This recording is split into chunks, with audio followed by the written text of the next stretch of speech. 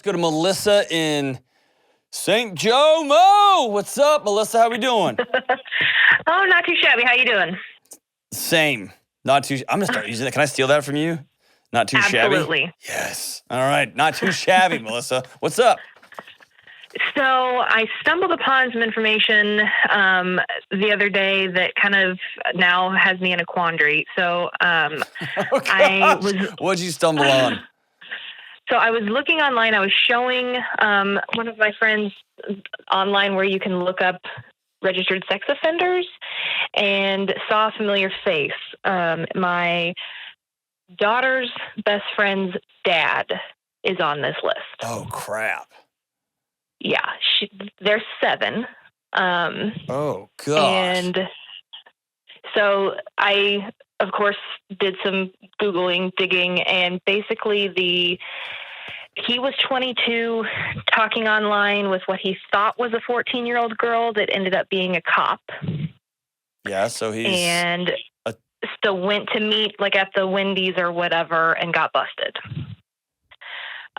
It was in 2007. So, I mean, it's been a long time and I haven't seen anything since then. Like online, it basically says that, he's in good standing or whatever. Melissa. I also know, I have a social work background, so I know the recidivism rates and things like that. Are what? So, are horrible. Horrible. And just so, in case people don't know what the word recidivism means, what does that mean? It means that they do it again. The chance of them doing it again is a bazillion %, right? So I don't want to punish the child for the sins of the father, but I also obviously need to protect my daughter. So you are not punishing anybody. Dad is. You are not punishing anybody at all. What's the quandary here? I have a 6-year-old, almost 6-year-old daughter. So we're in this, like, I'm trying to put myself in your shoes, and my blood is boiling. It's like, what's the quandary? Basically, like, just to completely cut ties, or just because I have no idea. We don't know the family all that well. I really like Mom. I've rarely ever spoken to Dad. And like my husband even brought up, well, what if she doesn't know? And I'm like, I assumed that she knew, but I mean, who knows? So just start ignoring calls, or just say, look, I found this out, so we're done. Do some safety planning and say, look, she can come to my house, but we're not going to your house, or, just what, because like I said, I have a social work background. I've helped people safety plan, but it's different when it's your kid. It is. And so I'll tell you a quick story. I won't tell you a quick story. That'll take too long, because I always say I'll tell you a quick story, then it's like 45 minutes later and Kelly's passed out asleep on the control board over there. What I'll tell you is I've been in a couple situations, like in a crisis response, where I'm looking and thinking, I don't know what's going on here. And then one of my partners will roll up and be like, what are you doing? Call 911 or get you know what I mean? So like you get so close to it that you lose perspective. Right. And so what I will tell you is the last person on the planet I would allow my daughter to be in proximity to is a registered sex offender with a history of preying on young women, young girls. Right. Agreed. With an exclamation point at the end of that sentence. So everything you choose to do after that is in service to my daughter will never be around a known sex offender if I have any breath in my lungs, period. And so whether you choose to sit down with wife and say, here's the deal, I learned this, I know our daughters are friends, I don't care what story y'all are going to give me, there can be no possible way my daughter is in your home, is in a car with you. Y'all, I mean, you can do that. That would be the A+, hyper integrous, gentle, direct, but loving way to say, I learned new information, and the relationship between us and our kids is different. Or, man, they're 7, and the world gets busy, things get bananas. Do they live across the street from you? Are they down the road? I mean, how? Pretty much. So they used to go to the same school, then COVID hit and things changed. So they don't actually go to the same school anymore. But that was her close friend from that school. And we've continued to have play dates and things like that. And then to add another layer of like weirdness and ick is, so we basically joined a particular chapter of a local community group that's based around kids because that family is in this chapter. Dude, he's not allowed to be around kids.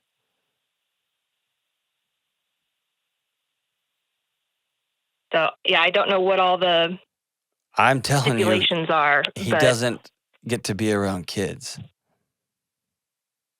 And if there is some sort of way they finagled themselves around a lot of kids, I would throw every flag on planet Earth. I would turn on every light and hit every siren. I'd call every probation officer I could. That's your job as a community member. Or to go directly to them and ask wife, your husband is a registered sex offender, and best I can tell, he was preying on a young girl and went to meet her. How are y'all involved in a local community group that's revolved around children? Walk me through how this works. Mm-hmm. That's the kind of, I'm confrontational in that way. My wife is especially. But yeah, this one's bigger than even your kid. That's not a complicating factor. That is like a gasoline on a fire factor. And so you've heard me say this before on the show, and I'll say it again, not by your hand, but in your lap. This isn't your fault. This isn't something that you caused or sought out. Well, you did when you started Googling, but it dropped in your lap. And thank God it did, that it happened to drop in the lap of a social worker who knows how incredibly damaging this thing can be. And man, this has all, just saying it out loud, this has all the makings of, oh no. Right? Yes. Like, and then when you found out, oh, they're in this group, and then, oh my, like the puzzle pieces start going together, even if it's totally innocent. Yeah, the snowball just started rolling. Yes. So what I'm telling you, and I'm putting you in an unfair position, but I didn't do it, the cosmos did it, I'm just calling it out. You have to say everything as loud as you can. Whether that's looking up the probation officer, whether that's calling your local police department to get some more information, whether that's notifying the umbrella agency of this community group, whether that's going directly to their home and saying, my daughter has been in your house. What in the world? Y'all didn't tell us. How in the world? Yeah, again, friends will come and go. Your daughter's 7. She's going to have a million friends. She's going to break up with half of them. The other half going to move away. That's life. Just imagine your daughter's life. 3 years from now, you say, oh, it's fine. It was a long time ago. It was 10 years ago. He seems fine. And something nefarious is going on. I'd never forgive myself. Yeah, and that's just you thinking about you. I'm thinking about your daughter. Like, what's our one job as parents? Keep our kids safe. Absolutely. Not to protect them from all the harm. From stubbing their toes and falling down and getting the Fs. I'm all about that. But this one, we got one job on this one. So what's your next move, Melissa? And again, I'm walking alongside you because I know you're so far in this. It's like, oh no. And it is that big. But the world needs Melissa's to turn all the lights on and say, no, not on my watch, not my daughter, not my neighborhood, not my daughter's friends. Because my daughter is everybody's daughter and everybody's daughter is my daughter. And I'm calling this one out. So what's your next move? What are you going to do today? Well, I mean, I can definitely look into, whoever is providing supervision over the whole thing. And like I said, just trying to figure out with our family, like, okay, do we say, she can come here, but that's it? Melissa, and then trying what to are you... help, or just completely cutting ties is basically where I'm at. Like, because cutting ties is doable, especially since they don't even attend the same school anymore. Okay, so that's like part 1AD, like way down the list. That's solving little problem. Well, and getting into, I have no problem with getting in touch with the community organization in question and making sure that even if you call and say, my daughter's a part of this group, and you have a registered sex offender as a leader in this group or a part of this group, what are you doing? Yeah. Well, and what to do when you assume. My assumption is I had no clue, and I've known these people longer than this community group has. So I'm assuming they're going to go, holy crap. Yeah, because I am, and I don't even know what community this is. I had no clue. How long have you known them? 3 years. Do you have a good enough relationship with that wife to call and say, this is mom to mom? What in the world?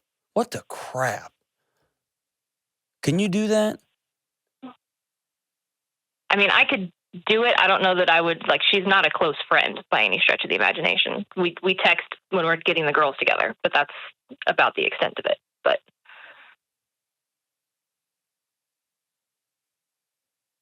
you're not going to say anything, are you? Oh, no. I know you don't know me, but I'm an advocate at heart. I'm just trying to figure out whether it's better just to basically throw gas on the fire, throw the bomb, walk away, say this is not okay, and just cut ties, and then have to explain it to my daughter when she's older, or whether it would be at all feasible for play dates just at my house or something like that. Because like I said, I feel bad for his daughter because it's not her fault, but that's not your problem to solve.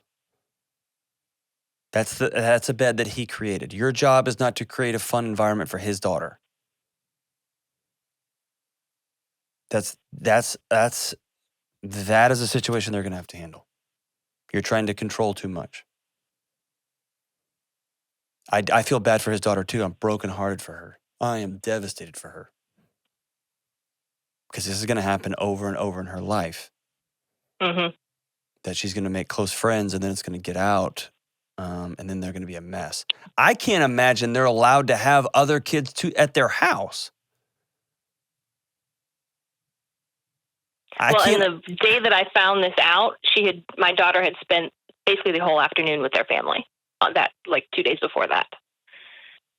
Have you done a forensic interview on your daughter? Yes. And she's okay? Well, it was just friend, siblings, mom, out riding bikes. Dad was at work, so he wasn't even around. So just to cut to it, if this is my daughter, yes, this relationship is over until further notice. Period. Full stop. Conversation's over. And if, again, I'm going to make that call and say, hey, can we meet out in the front yard for a minute? I want to make sure everything's okay. I want to make sure y'all didn't hurt my daughter. And I'm upset that you didn't disclose this when my daughter started coming to your house and I found out about it this way. They had a responsibility to tell you. If this is hanging over, you know what I mean? So think about it this way. If I got arrested for stealing money and it was 10 years ago, and then I'm getting a job with somebody, I need to say, hey, by the way, this is in my background. Here's what actually happened. Here's the truth of the last 10 years, and here's who I am and where I am now. I have a moral and ethical obligation to put that out there. And if you're on the sex offender registry list for soliciting young girls and then going to try to visit with them, and thank God it was a cop and not an actual 14-year-old. Right. And then my 7-year-old just starts going to play at your house. Oh, no. No. And you're going to join a community group that's got a lot of kids around? No. Dude, I'm calling everybody. Yeah, including 14-year-old girls. No. Something's not right here. I can't imagine somebody's that brazen, except people are. Yeah, unbelievable. Yes, every single alarm goes off. Conversation's over. Either have the conversation with her. I'm calling the community group today. If mom texts and says, hey, we haven't seen you in a while, can so-and-so come and play? And you write back, no, she can't come play today. Thank you so much. And she says, hey, is there a problem? Say, hey, yeah, let's chat. If she invites you in, great. But this is your moment, Melissa. You've been an advocate, and a lot of advocacy these days happens on the internet, or a lot of advocacy happens like going to like fundraisers and things. This is advocacy right now. You got to go through me to get to my daughter and these kids in this neighborhood.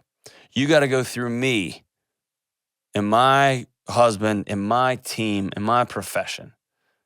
Because real advocacy costs us something because it can get us hurt. Real advocacy is a pain, and it comes at a cost.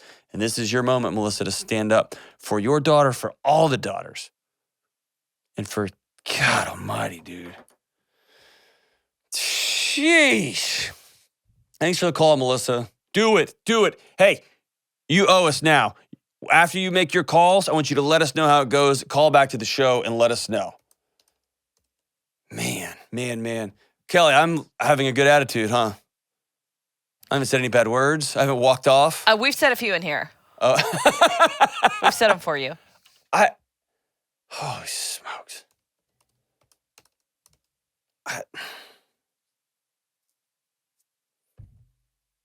Dude, imagine this, America. I'm speechless. This is a rare moment. I'd like to welcome everybody to the moment of speechlessness.